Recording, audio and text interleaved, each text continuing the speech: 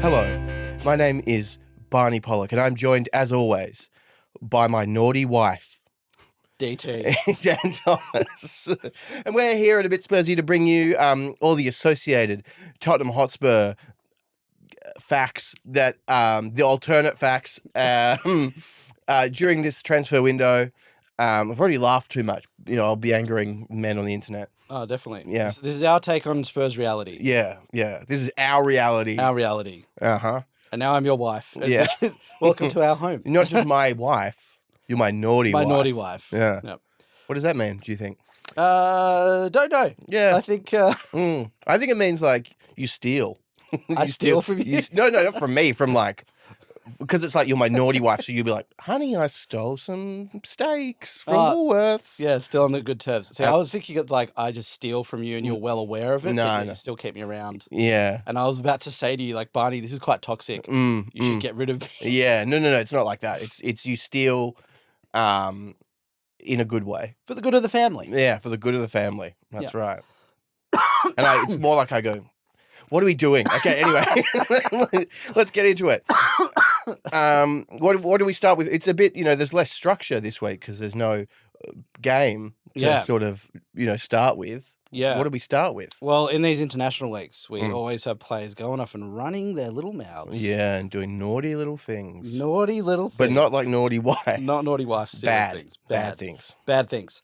I think probably the biggest thing, even though at some stage we'll stop talking about him, Harry been talking crap about Spurs. Yeah, the first time he's mentioned the word Spurs in about 6 months, and it's been to question the mentality and, pull a bit of a Conte in the sense that he just removes himself from all responsibility. Unreal.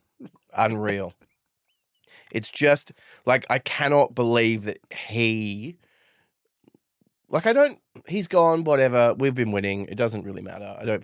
I'm more annoyed by, A, when he tried to go to City, and then B, he's being annoying now when he's talking about that, he wanted to win things at Spurs. He wanted to win things at Spurs, but if you didn't win a few games, it wasn't such a big deal. It's like, to who, though? Like, yeah. Because to me it is.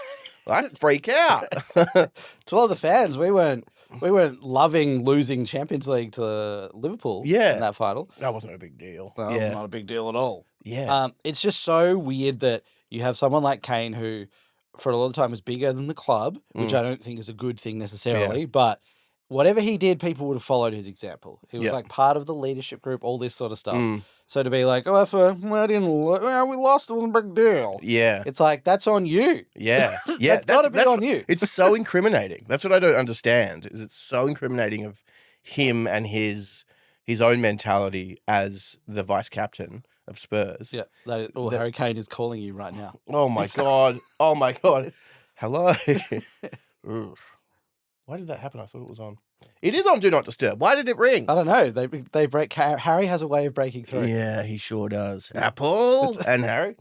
What are we talking about? It's ridiculous. Charlie Kane would be the one. Yeah, he would be the one calling me.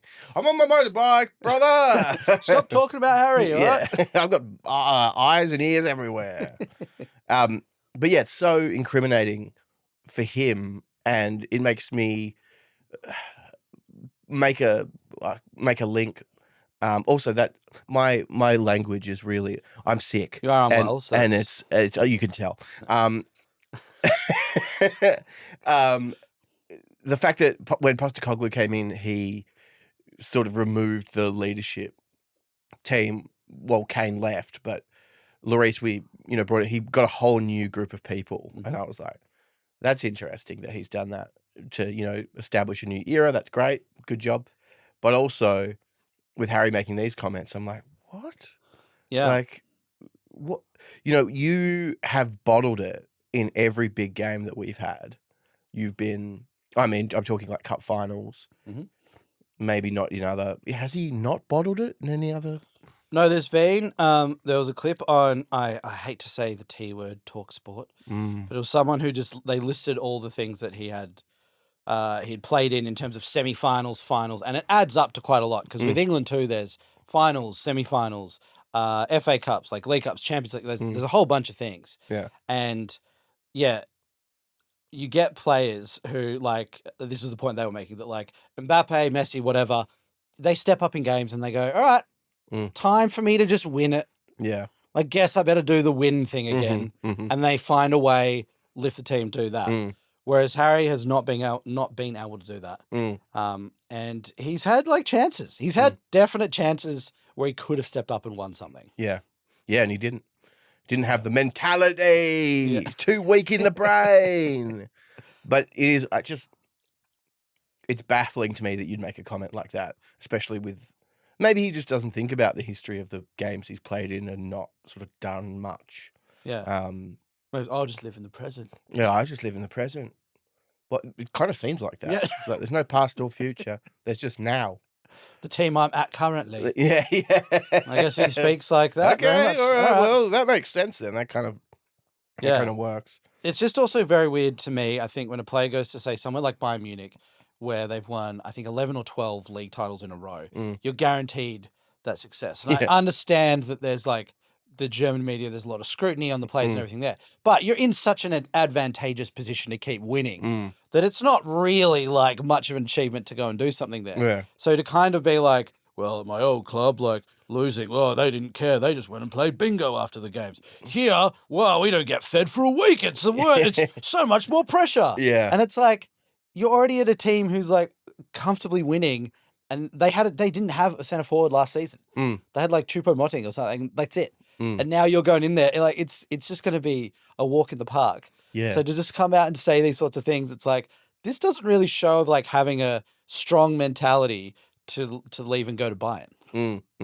I also think it's interesting that when he brings it up and he's like, here we won the first game 4-0 and then 3-1, conveniently stepping over the fact that they lost that Community Shield. That didn't happen. First game I played here, we won. Won a 3-1. That's nothing else happened. Nothing else happened. There was no games before that. But the fact that clubs like Bayern playing in a league where they have so much more money and win every single year. If you're someone in the media, your job is to perpetuate narratives or create narratives out of events. So you can't just every season for 12 years be like, they are good. They're really good. They're better than everyone in this league, and everyone else is not as good as them. So, you have to then scrutinize them further so that you can create stories and drama. And because they're the biggest club, they've got the most following around the world out of the German league. And so that means you get the most people reading your stories. Like, there's so many things that are impacting that. It's not just the club. Well, people really expect us to win. It's like, but you're also playing Farmers like every second week. Like, you are expected to win because of the advantage that the club has on top of the perspective that the media has to take to create content based on the club. Oh, definitely. I agree. Very well said. Thank you. But yeah, it's like the papers over there, they're not just going to be like, Otmar, Bayern won again. Headline for tomorrow. That's it. Like, okay. I think maybe the big inconvenience of like when Harry's like, there's so much pressure if we don't win is because the newspapers then have to like reset their whole like heading. And it's like, we can't go with, we've already set up Bayern won as the tagline on the page. Now we've got to just burn all those papers, reprint them with Bayern lost. And that's the big economic thing that like happens. Oh, yeah. Which Harry's really concerned about. Yeah, he's really concerned about the economic prosperity and security in Munich. Yeah. So maybe he's doing a good thing and we're the arseholes for picking him up on it. Yeah, there you go. He's protecting jobs. Yeah. Harry Kane is protecting jobs. I like that. Harry Kane's got like his like harrykanejobs.de. I'm for jobs. Like, what do you mean? Like, what type of jobs? It's like, well, when we lose, they're going to burn a lot of paper. How does that mean that they will lose their jobs? I'm for jobs. Harry, is this Charlie's doing again? Yeah. Yes. He's a genius. This is a family business. Yeah. We're the brothers. We're the brothers. Yeah, I mean, it's just such a disappointing. What I don't understand is if you leave, but you want to protect. You've spent a long time at this club, and so you probably want to protect the legacy that you have there because you are so beloved. And yeah, you can play it in a way that's like, yes, I've gone to a different club to whatever, but I still, really I liked my time at Tottenham and it was great. But he's not doing that. He's more like, it's awesome here. Yeah. Like, it's so much better.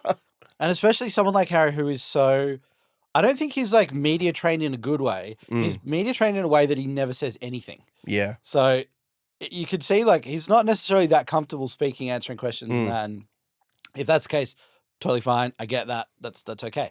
But it's like there's got to be some sort of degree where it's like, all right, Harry, like just when you talk about Spurs, like maybe we don't need to like, pour oil on the fire. Like maybe you could just say you had a lovely time there. Maybe say the name of the team once or twice. Yeah. In this whole lead up to everything. And then that's it. Whereas now it looks like he's in a position where maybe he's able to sort of speak freely and he doesn't really know how to do it. And so he's just coming up with things which they're these like weird shots which like they're not very like intellectual points about anything there. It's just very surface level things that are unnecessarily now causing harm to the Spurs fan base, which maybe he just doesn't care about at all. Yeah. Maybe he doesn't care about. Yeah, maybe he doesn't.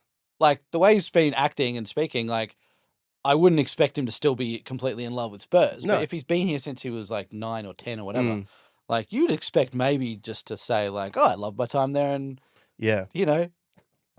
just be normal. Yeah, or just go harder and be more specific. Like I want to hear him be like, Pierre Højbjerg is a little bitch. like it's real weird, like rivalries. Yeah. I don't like Hugo's underpants. Yeah, like Passag stuff. Yeah. I guess Jan Vertonghen was a good keeper. If you like keep what? Well, I fucked it. I thought you got like deeper with that of like calling Vertonghen a keeper, and I'm like, oh, he's got a bit of comedy in it. Yeah, I thought that like the process doesn't matter. The process was, I stuffed it, but I can turn this into something better. Yeah. And then the gears, they seized in my brain. Came to a grinding halt. Yep. Well, look, we can move on. We've got more international related things. So Romero, I really love this. The fact that Romero has an incredible game against, was it Ecuador? I think it was Ecuador. And just unbelievable. Like the highlight package of him is just amazing. And then afterwards, Messi comes out and says, for me, Chris Romero is the best centre back in the world. This, that, everything else, a whole bunch of other superlatives that he just drops on him. And then the internet exploded by everyone who's not a Spurs fan and became a contest of like, all right, I could name 35 better centre-backs right now. And then they would like, people, if you're an Arsenal fan, they'd list like Arsenal, all their academy players, all this. And it's like, well, no one's even paying attention to your argument now. Like it's, even as a rival fan, you've got to admit that Romero is very good. But also, that's one very good footballer's opinion about a player who just happens to play for the cult that they're all part of, which is the Argentinian national team. Definitely. And of course, he's going to say that. And you can acknowledge that he's good while also not thinking he's the best in the world. But then how are you determining who the best in the world is? Like, the whole thing is insane.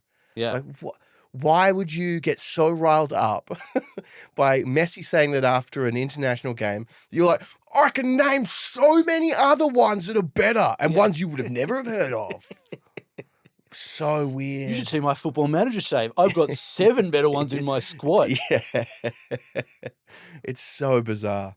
Yeah, it's just a weird kind of reaction. And like, because we can sit back and go, Van Dijk is a very good defender. On the decline a little bit, but is still very, very good defender. We can talk about other players of teams and go, yeah, they are a decent player. They're pretty good. Probably top 10 in the world. Fine, whatever. But it just seems like when it's Spurs related, people just do not like any of those any compliments or like you said, it's just one person's opinion Messi. Yeah. Which also the other funny thing is a lot of people like Messi, the GOAT, unbelievable, it's incredible, best person ever in the game. He said what? No, he's a dickhead. Yeah. Oh, he doesn't even know what he's talking about. Yeah. So stupid. Oh. Stupid guy. Yeah, it's so... you can't think he's the GOAT and then be like, but his opinions are so bad. So They're wrong. like F tier, man. They're so bad. But yeah, Romero, it's interesting. It's like I feel like he started the season pretty well for us, and the new like vice captaincy is sort of looking good on him. Mm-hmm. He had a very good World Cup last season. For Spurs, probably a bit underwhelming, but you can just tell that like he's top tier. Yeah, he's really good. Yeah. He's really good. Again, Paratici. Yeah. He makes the selections. He makes the selections that everybody loves. He does. They have a fax in the corner of the room now. When they rock up to the games, and Postecoglou's like, all right, mates, just waiting for the team to come through from, you know what happens. Yeah. That machine in the corner just goes off and that's the squad. And that's Paratici faxing from prison. Faxing in from prison. Yeah. I thought you were going to say, for some reason, fax, as in they'd like ported him into the fax and he's like, hello. And that's how he's able to still work at Spurs because he's been transported into the internet. So he lives digitally now. Yeah, he lives digitally. He's the AI that's powering Spurs in all their ways. I would like that. Yeah, well, it'd be funny and an amazing technological advancement. Yeah. So they're like, well, I'm not going to prison. I'm going to go into digital form in a day or two and you won't be able to find me. Try and arrest me then. Yeah. You can't. But then also would he be like, hey, Ange, hey, just write down all your deals in a little black book. Yeah. Maybe fudge some of them numbers, why don't you? Like, hey, fudge some numbers. Yeah, what? No. Come join me in here. It's really nice.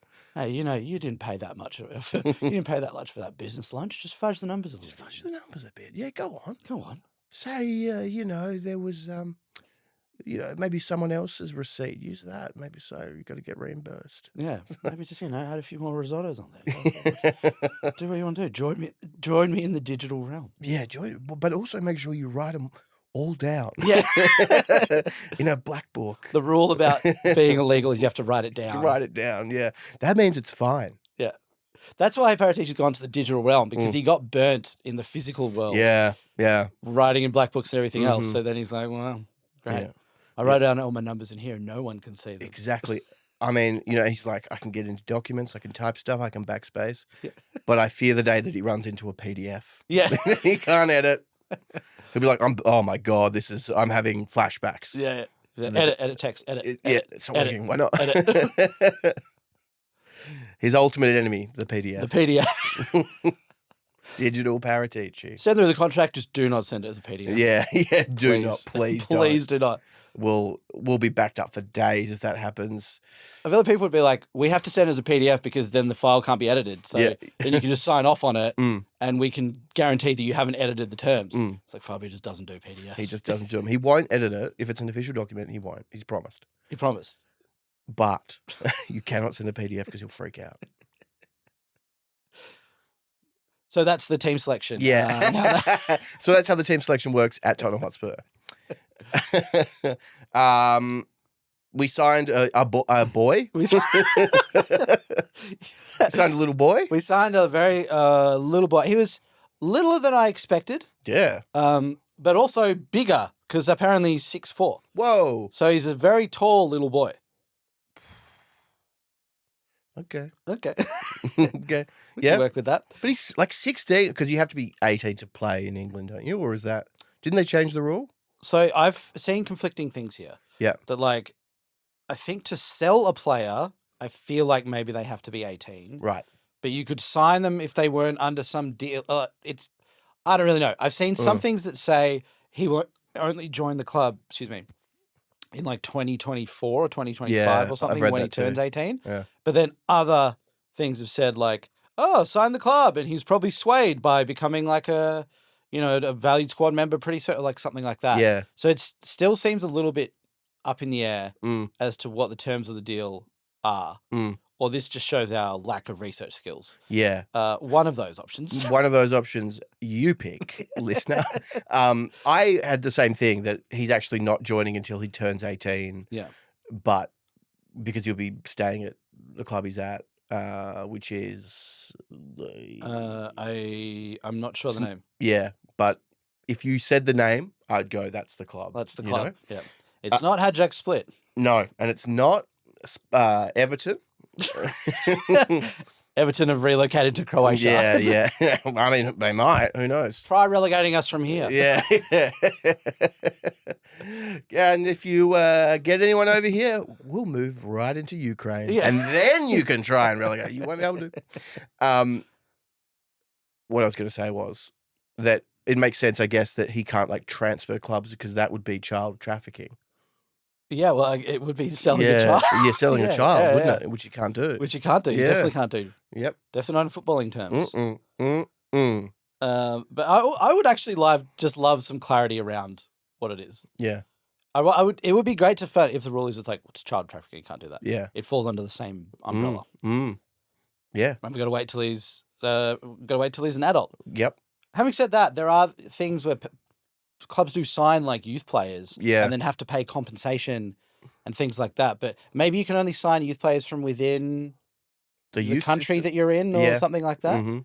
I think there's something. I'm sure within a couple of days more will be revealed on this. But and this whole conversation will be a complete waste of time. 100%. We can always guarantee that. Yeah. But that's good. Yeah, I like it in the sense that Davidson's obviously gone, and we brought in someone that even if they can't play for a season or so, we're now definitely more focusing on the future and youth players and things like that. And it just sort of shows too that we're moving on, and Ange views this as a project. He's not pulling his hair out about winning something this season, but it's very much like the start of the journey.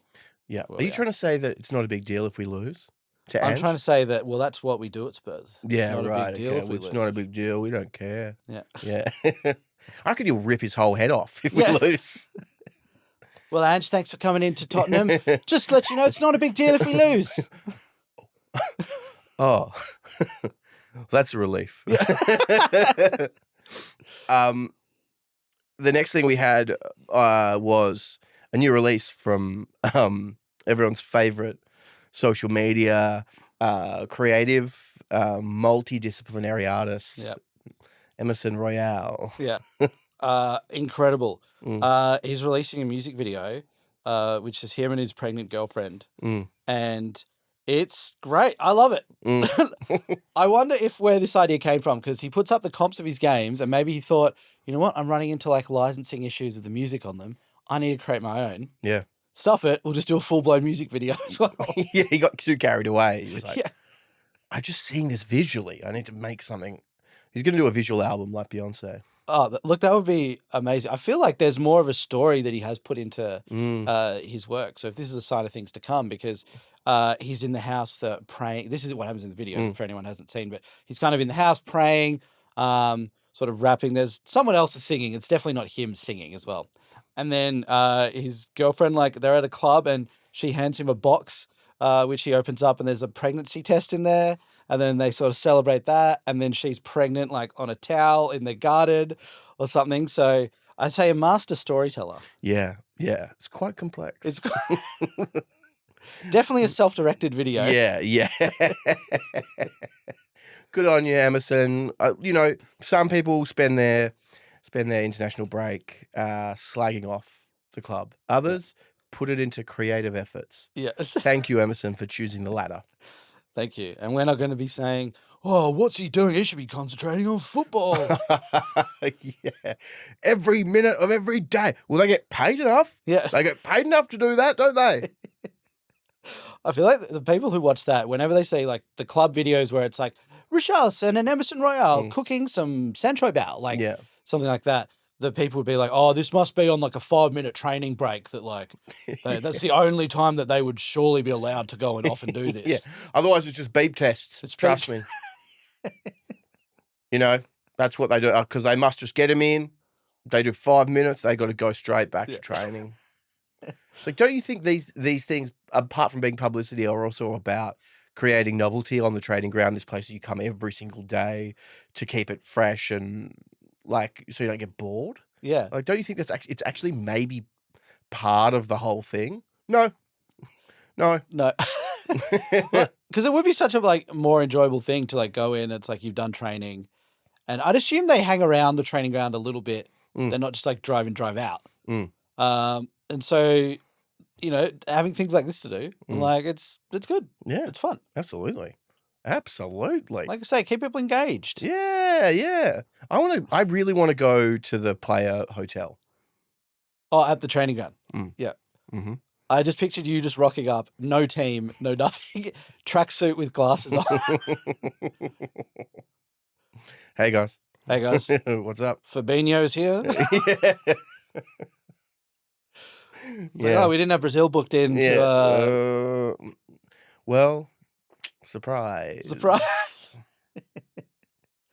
It sounds like something Jurgen Klinsmann would do. So there's a loose little report that I saw was that Klinsmann, who we still, Spurs legend, and some fans were saying before Ange came in, what about Klinsmann? What about Klinsmann? To which I think all American Spurs fans were like, absolutely not, absolutely not, no, please.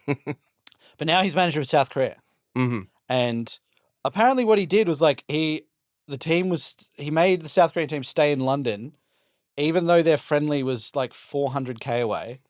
And then conveniently the next day, after when they were in London, there was a Bayern Munich friendly testimonial match nearby or something like that. And Klinsmann's just gone well, this is easy, this is convenient for me. And then his quotes have come out and he's just like, hey, I don't want to stay in Korea, it's boring. I've got to be in Europe all the time. That's how we develop football. If you disagree, maybe I'm not the right person for the job.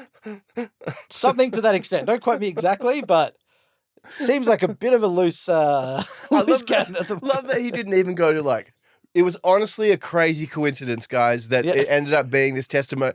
I just was like, well, I've got my boots because you always bring them. And it's well, no, actually, to be honest with you, the country is boring. Yeah.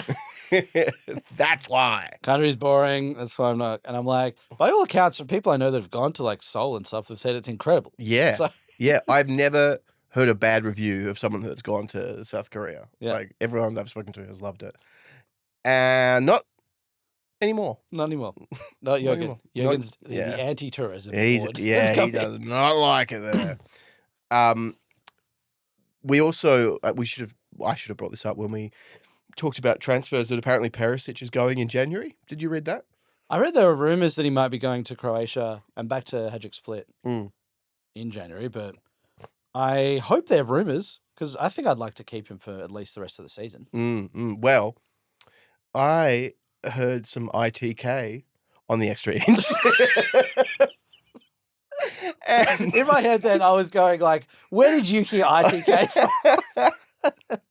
Because neither of us have a link to any ITK sources at all. No. But yeah, well, I do. It's a link on top. One step removed. One step removed. Apparently he's a nightmare to deal with. Perisic? Yeah.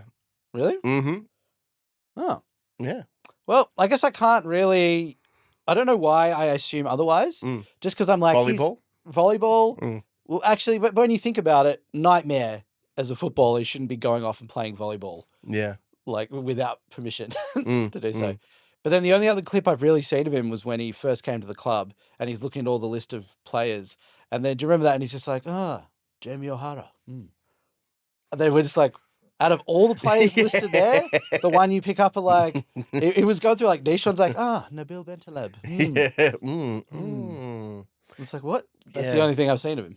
Yeah, I mean, who knows? I wouldn't have known he was a nightmare, but apparently so. According to ITK that I accessed. The bootleg ITK. Yeah. Was there any other info as to why a nightmare? That was it. Very trustworthy. Yeah, it was good stuff. Yeah. You put something else in our running order here, which is just Rodrigo Bentancur and what looks like a man wearing tiny white shorts running on a beach. What is this? That's literally all the clip was. It's just him running on a beach. in tiny white shorts, Mm-hmm. but running quite fast. Really? Like a man who has got an ACL that is intact. Because wasn't he meant to be back September, but I think it's maybe October. Yeah, I think now they're saying like it's 1 month sort of Yeah. to go. Mm. But I'm like, if he's sprinting on the beach like that, Yeah. that's pretty that's pretty good. That's good. Yeah. That's exciting. Maybe we could play some beach games. Hey, the stadium's not available today. Yeah. Double booked. Yeah. How silly of us. Yeah. It's for a Bayern Munich testimonial game, actually. Jurgen Klisman's playing. You should come down and check it out. Yeah. So we'll just have to. God, what can we do instead? Maybe like a cool beach game. Cool beach game, 5-on-5? What do you reckon? Your best five, our best five? Let's do it. Let's settle it on the beach. The Premier League's like, what the hell? We do not sanction this game. I can imagine us being like, okay, so we can play on the beach. So it goes football pitch, NFL pitch, go-kart track, beach. We bring the beach up. Yeah. We bring the beach to Tottenham. No, I love that like the Premier League were like, we are not allowing you to go down to the beach and play the game. And they're like, well, let's take that wording very literally. Yeah. And then they install the first beach system. It's like to one-up Real Madrid, who now they've got their fancy pitch that can change. Yeah. And then everyone's like, Spurs have had that for a few years now. Yeah. But then we're just taking it one step further by everything opens up, the beach comes up through the middle, and it's just this beautiful little beach football. Yeah. Court? Pitch? Yeah. I don't Area? know. Area. Zone. Zone? I reckon zone. Yeah. Everything at a beach is a zone. Yeah. It's and it complete with flags. Yeah, exactly. Water, little shark, everything going around. A little shark. A tiny shark. You could put a big shark in a stadium. Yeah. Of course not. Of course not. I just like the idea of a tiny shark. A tiny little shark. Baby shark. Crossover deals happening everywhere. Daniel, you're welcome. Who would you, if we were to have a beach football team, who would you have in that five? Who would I have in a beach football five? I'm going to need the beachiest people. Yeah. Okay. I'm going to have Bentancur. We've got evidence. We've got evidence. He moves like lightning on set. Who else? Summary fellas. Love your brain's going like, who are the summary fellas? Yeah. Who are the summary fellas? Well, I feel like, not to go sort of stereotypical, but you would assume that, say, Emerson Richarlison, beach football in Brazil, quite popular, probably would have played a little bit before, probably more than, say, Højbjerg has played. Yep. Yeah, he was not. He wasn't making the team. Yeah. All right, I'll pick those two. And then, how many have I got? 3. And then I would pick 2 more, and those 2 would be...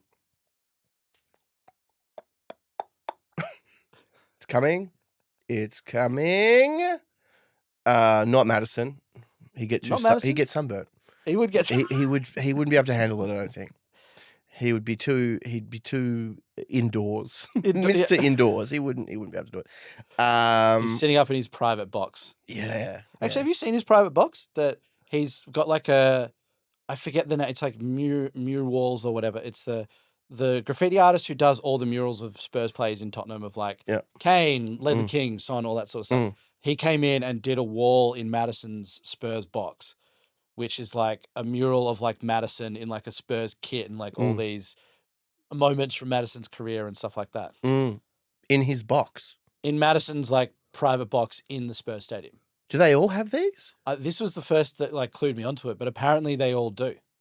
Wow. So I think all the first team players have a box where friends and family can go, and apparently they can decorate them as they wish. Really? Yeah. Wow, I'd make mine tiki bar themed. I'd want mine to be like you're walking into a whole other world. Yeah. Or like weird, like crappy fantasy themed with like toadstools and stuff like that. It's like all dark and just like neon lights and things, and there's a wizard in there that guides you through. Serves you food. Yeah. That would be cool. Oh, Michael Dawson, what are you doing? Yeah. I'm not Michael Dawson. I'm Gandalf. Yeah, that would be great. Anyway, my last 2 would be Basuma because he's just amazing. Yep. So I'm sure he'd be amazing. And then lastly, I would choose... Oh, God, who else has got beach in them? Who's got that beach in them? There's only Scout Barney. He's pretty rubbish on all other scouting departments, but he's very good at detecting who's got beach in them. South Korea doesn't have beach. I mean, they do, but it's not something maybe they do. Who knows? God. We paid £500,000 for this this report to come through. God. We just get a list of the countries that do or do not have beaches. Yeah, Israel's got a beach, I think. I saw photos. It looked quite nice. Yeah. Have you been there? Have I been to Israel? Yeah. No, I haven't. No. Oh, okay. You seemed like you were like, oh, yeah. No, just said that you said it as if you had been. Oh, right. Damn it. I must remind you, there's nothing riding on the line. It's more that my brain is not working. Like, I can't even think. Who would you pick? I think I'd have to go Romero.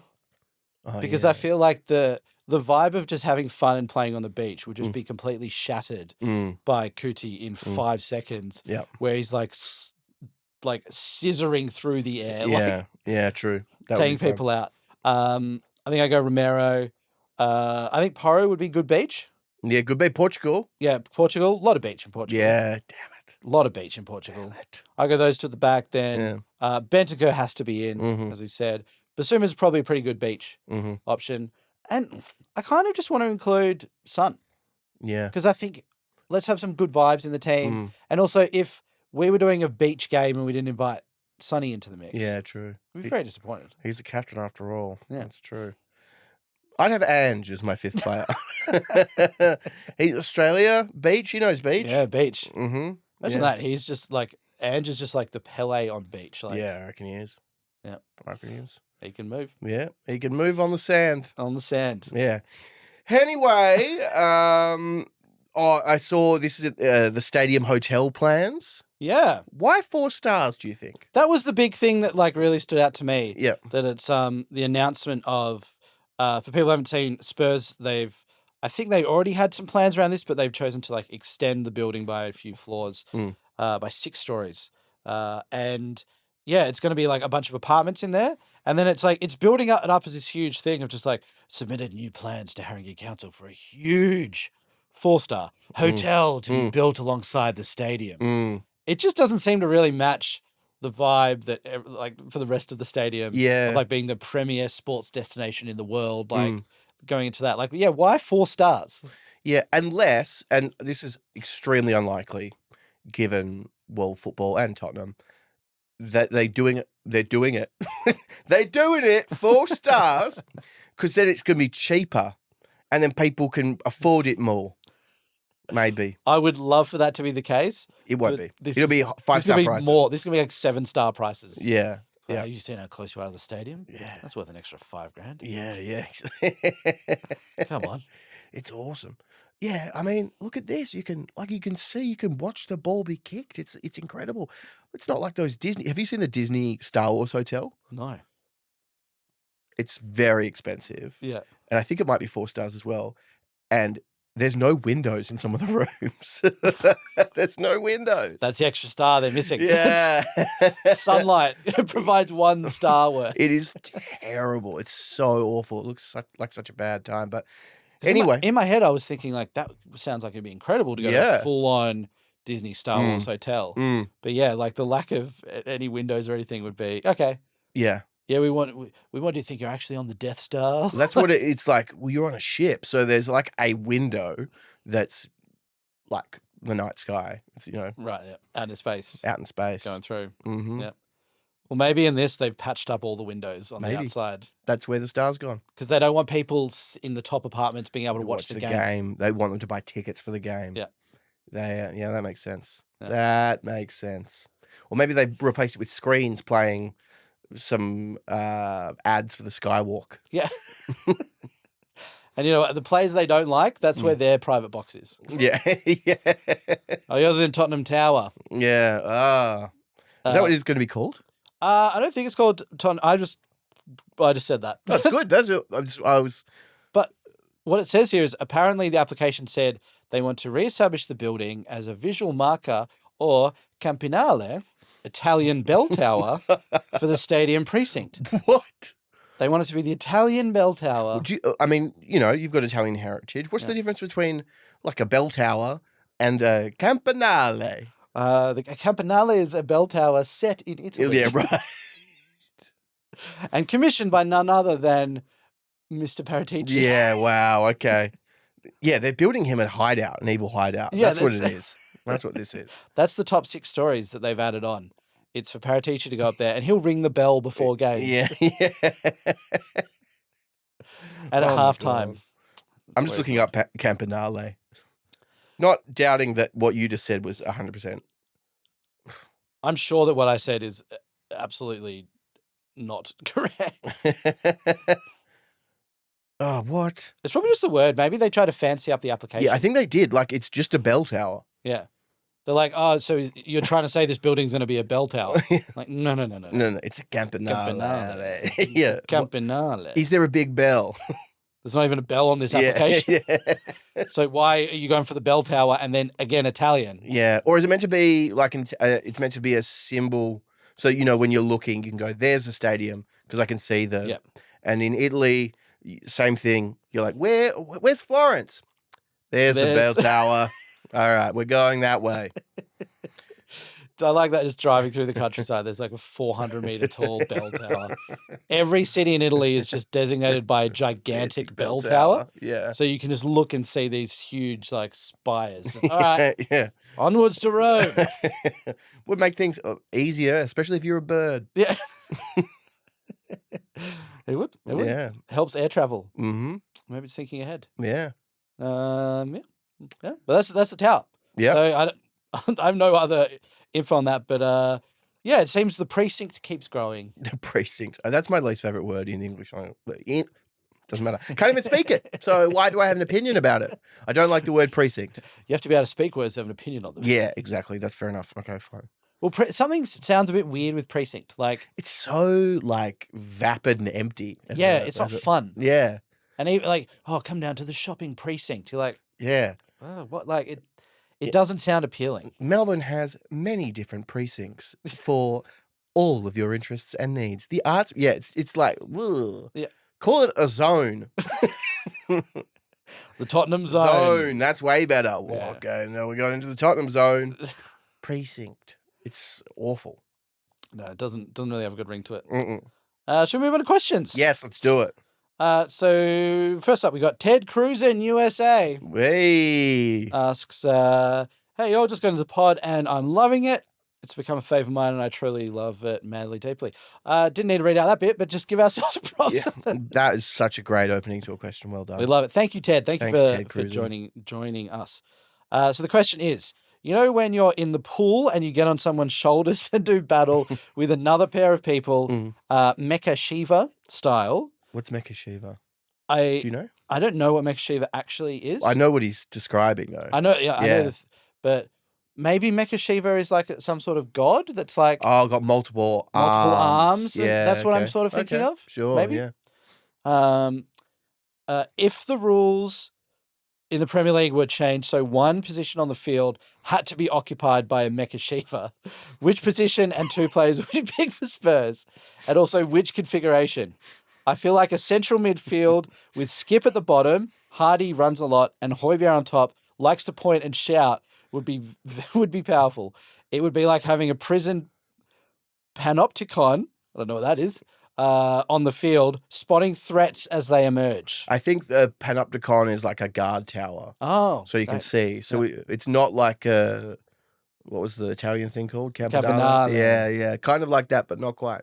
I love all the architecture heads are going to be listening to this. Be like, this is my podcast now. Yeah. I can't believe that this wonderful man, this wonderful Ted, Cruz USA, has just found this podcast and yet he's asked this podcast question I've ever heard in my entire life. Who would you pick? He's encapsulated it very, very well.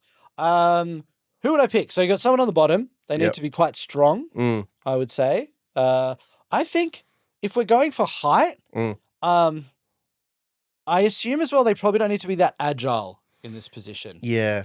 But maybe they do. But I'm thinking like a Van der Ven, because I think even if, he's a bit wooden, you get up to a very, very fast speed and already quite tall. And I think he'd be able to like carry someone on his shoulders quite nicely. Yeah. So I think I'd go him at the bottom, Mm. and I'd want to go Vicario on top. Yeah. Big wingspan. Mm-hmm. This question doesn't actually define what the purpose of this would be. I'm thinking, like if it's not a goalkeeper, what's the point? Because no, that's true. yeah, That would be wasting the position. Yeah. Mm. You kind of need them like up front, just lobbing in long balls. Yeah. Yeah. You could play the ball nice and high. Yeah. Maybe I'll put Richarlison on there, Pombo. Mm. Put him up at his natural altitude. Yeah. Yeah. And there we go. I'm going to go Van de Ven with Richarlison on top. See, I was going to go Sonny and Richarlison. Sonny for the speed, Richarlison for the head, but also, having seen the footage of Richarlison very upset on the bench, I just want him to feel that he will be playing. He won't be replaced by Son because they're one unit now. Yeah, they're one. So there's no need to be upset. Hey, Richie, we know you're a bit disappointed you haven't been starting, but the Premier League just introduced the new Mecha Shiva rule, so you're going to be up top. How's that feel, mate? How's that feel, mate? Is that good, mate? Is that good, mate? No. You don't get to control your legs at all, but you just got to... Because it works. He gets to do his little... Yeah, yeah. And he could crouch like a bird. Yeah. Get a bit of extra, Yeah. I'm up for that. Yeah. Done. I'm just changing to my phone because that's died. Unless you want to read all the questions. I can read the questions too. All right, sweet. We've got another one which... a couple of questions on this topic, so we'll paraphrase them a little bit. Yep. But from Van de Ken and Ramfe, all on the Discord. Mm-hmm. Basically asking around the fact that Spurs often seem to get the short end of the stick. For example, like that dire handball against Newcastle, getting disqualified from the Conference League, after the COVID protocols, all that sort of stuff. And internally as Spurs fans, we feel like we've got a very amiable group of players. And we aim for sustainability as a club, all these sorts of things. Things that should be applauded by the footballing community, unlike, say, Chelsea. But then the media kind of positions us a lot of the time as losers and doesn't want us to succeed and kind of wants to hold us down. Especially since you've got clubs like City and Liverpool, they can get away with a lot of things, especially Klopp and Guardiola, things like that. Yeah. So this also plays into how the media use the term Spursy, things like that. And every time we have a big game, it seems like they take joy in us losing. Whereas when other teams go through, it'd be like, oh, West Ham, it's great to see an English team just going far in this competition. All this sort of stuff. Yeah. So the question around is, I think, why do we kind of get this label when it seems like not many other clubs do? Yeah. Yeah. I would say, this is my theory, that we were I guess it was happening with City at the same time, but they had more money and we were just sort of improving at a gradual rate where it was quicker. We're the ones that are knocking on the door of that core sort of four, which makes us threatening. It's a threat. All the pundits are from Arsenal, Liverpool, Man U, and so they then are protective over the space that their clubs have inhabited for a very long time. And West Ham is not going to be the club that then bumps one of them out. Yeah. Because West Ham, if they do well, it's great for West Ham. But if Spurs do too well, then it's now I'm feeling like they're encroaching on, Man U's turf, and Man U haven't been very good, especially since Ferguson left. Yeah. So we're stealing their spot at the table. Yeah. Yeah. Even though we're not, it is read, I think, that way. And I also think that as part of their jobs as pundits is to characterize certain clubs. So they need to have City sort of came to prominence, real prominence, I mean, under Pep. And so Pep's this cool, ultra football wizard, plays this amazing tactical game. So they've become that. The organization of City is also run. It's very slick how they operate. It's also sometimes very illegal, but it's kind of that. And then Liverpool are the working man's club who are, they've got heaps of fans. I'm not going to go through everyone, but our sort of character is sort of a bit of bit of a pissant. We're just a bit like, and so then when things happen, you're consciously or unconsciously going back to that to reinforce that as the character. And so that's why I would say that happens in the media. Yeah, I agree with a lot of that. I think that's pretty accurate. The other thing I would add to it as well is that it feels like there's got to be directives from above that are saying, like, pundits, you're not allowed to question the owners of these clubs because of all the broadcasting money that's coming in. Yeah. So it seems like you do have some of these clubs which are basically immune to criticism. Like, City are never criticised by pundits. Yeah. Ever. About spending or what they're doing to the league. Newcastle, never criticised at all. Yeah.